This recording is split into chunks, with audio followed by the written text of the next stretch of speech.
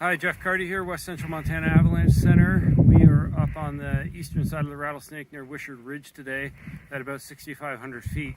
We've been touring around in this area and we've been finding that east and some northeast slopes were seriously wind scoured by the winds earlier this week. We're finding spots where it's scraped back down to the ice crust that was deposited a couple of weeks ago, and there's really hard windboard with some very variable conditions on ridgetop.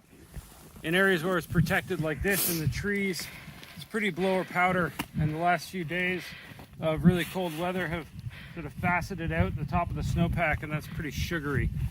In spots where there's thinner snow just sitting on top of the ice crust or on top of that windboard, we have some facets underneath that, and once that gets loaded, that'll probably cause an issue, especially on these east-facing slopes that were really scoured.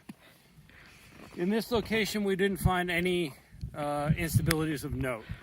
This top stuff is really soft, down to that ice crust that's down about there.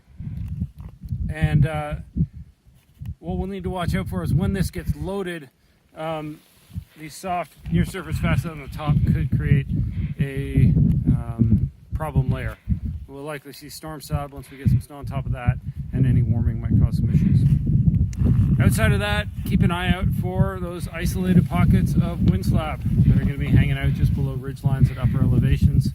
For the most part, we're stable, but you might be able to find spots like that where you could trigger it, and if they're above steep gullies or cliffs or any other terrain traps, they could cause some issues. Ski and ride safe.